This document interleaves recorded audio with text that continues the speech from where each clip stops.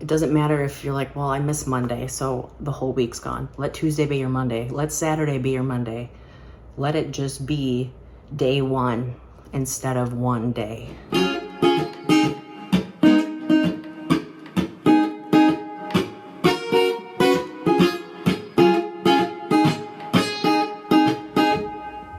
Hello everyone, long time no see. Welcome back to the latest update from your hairy godmother. I am currently kind of on an electrolysis break for financial reasons. I'll be getting back to it in a little while, but right now I'm focusing on my physical health, my body, my PCOS, my consistency with my mind, to be exercising and eating more healthy. Exercising challenge that I'm doing presently. Aaron Colleen is who is putting this on. Aaron, if you're watching, love you, dude. It's 5 days a week, heavy lifting, 2 rest days a week. I am going to be recapping each week, looking back on how I progressed and what I'm looking forward to or goals in the future upcoming weeks as I go through each of the 8 weeks. This one is going to be a dual first and second week recap, but then thereafter I will do it on a weekly basis. Today was my final workout of week 2. So during week 1, I did great. I went Monday through Friday, I went to the gym, did all my lifts, did all my workouts, and it went awesome. Start of week 2, I was out of town. I did do day 1 of week 2. Then Tuesday, Wednesday, Thursday, I just fell into a bout of PMDD, premenstrual dysphoric disorder. I get it every month, but some months are just worse than others. And this was a bad month. I was just a blubbering, sobbing, pathetic mess for almost 2 days. It's just how it goes. But I also was letting myself get worked up about the fact that it was causing me to not do my exercise days. And that in and of itself was causing me to stress and be even more emotional. Go figure, the day after that, I woke up with my period. I got my ass in gear and I said, hey, you missed 3 days. By Sunday night, you're still gonna finish out the week with all 5 days done. And I did have to double up exercises on one of the days. Friday, I worked out twice. Saturday, I worked out again. And then today, Sunday morning, I did my final workout of the week. So my streak is great. And I proved to myself looking back that just because I missed a few days doesn't mean that I had to just give up altogether. I still busted that shit out and got it done. And I feel really good right now with physically how I'm progressing. I'm getting stronger each week. And just the mental changes alone that exercise does. I cannot stress enough how much exercise is such an underutilized free happy pill, basically. I mean, I do my workouts at 5:30 in the morning and it just sets off the start of my day. I mean, the effects that exercise has on your mind and your body, just for me personally, last throughout the rest of the day, and I feel really good. So I'm proud of the last 2 weeks. Going into next week, I'm looking forward to going higher in my weights as I continue, focusing more on my form and just continuing the consistency. Sometimes we get so focused on adding the weight and being so hardcore that sometimes it's good to step back and realize that just being consistent, even if it's a small thing, you're doing it consistently, that makes all the difference. And continuing to strengthen my mental awareness of my own strength and persistency. It's very easy to get worked up in your own mind and be like, well, I never finish anything, so why would I finish this? F that. You choose to put the shoes on, you choose to put your clothes on, you choose to get your ass to the gym, and you get it done.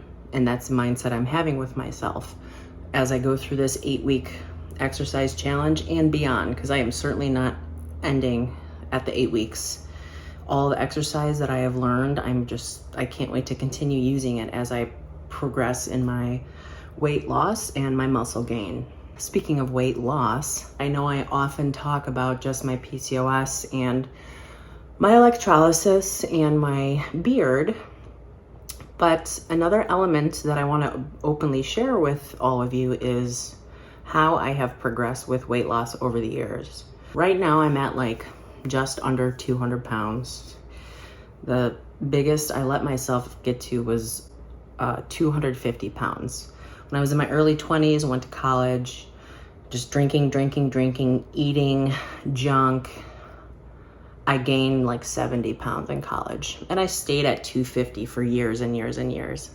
Then fast forward to May 19th, 2014, I quit drinking. I woke up one day and I said, I'm done. I have no control with alcohol.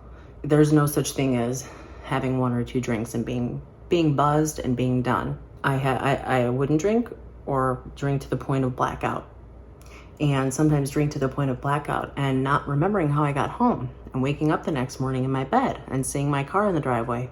And I have 11 nieces and nephews ranging from ages 6 to 20, and I was done letting them grow up with drunk Aunt Jack, falling over, getting sick, being wasted at, you name it, a birthday party to anything, any excuse to drink, I would.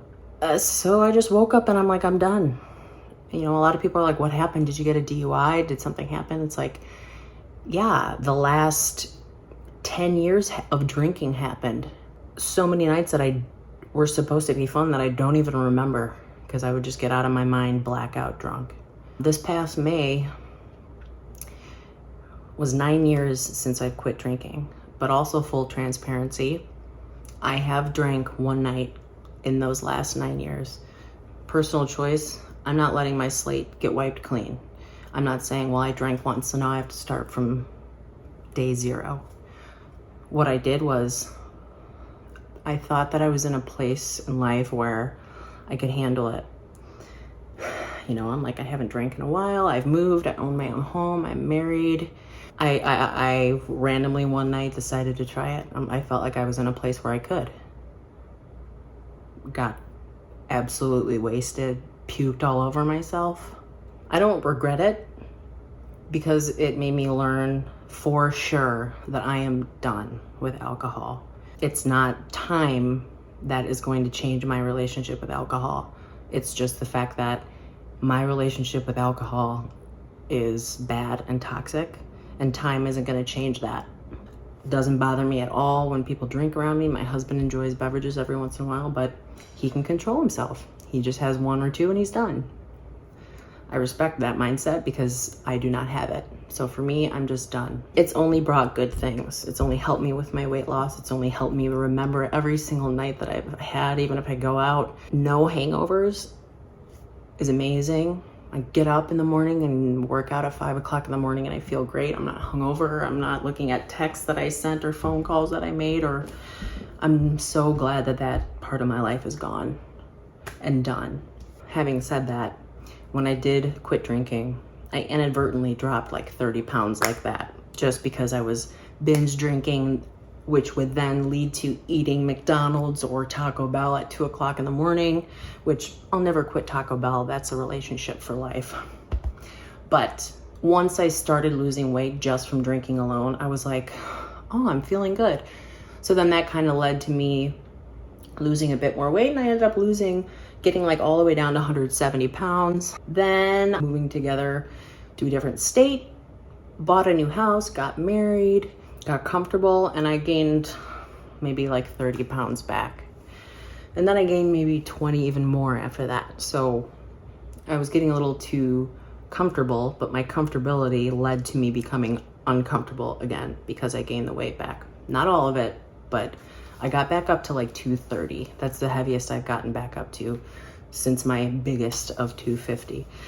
So again, now since doing this 8-week program, it's really helped me refocus on the weight loss aspect and the strength training aspect. I have no desire to get skinny. I just want to be strong and have my body kind of recomposition, comfortable in my own clothes. I'm just going to kind of focus on the next couple months here on the physical health aspect of the PCOS. Meanwhile, I also struggle with my PMDD, I have anxiety and depression and PTSD, and all of this exercising ties together towards me improving myself and me improving the greatness in my life for the longevity of the rest of time. This is my body and my vessel. We all have one. And I was just wrecking it, and I didn't give a shit about it. I was treating it like it was some rental, but I own this, and it's time that I start acting like it. So I did. And I feel great, and I look forward to the upcoming weeks and months and years of life. People with polycystic ovarian syndrome have a much harder time losing weight, and it's much more easy to gain tons of weight. I want you to know that it is possible. It's just more difficult. And all that means is that it gives you an opportunity to really challenge yourself and show yourself that you're stronger and more persistent than you think. I really deep down struggle with self-doubt, imposter syndrome. Going into this 8-week exercise challenge and be like, well, I'm sure it'll last a couple weeks, but I'm not gonna last all 8. No, I'm done with that mindset. I'm doing this, and I'm gonna rage and rock all 8 weeks and beyond. And you can too. It's just about choosing. It's about choosing and doing.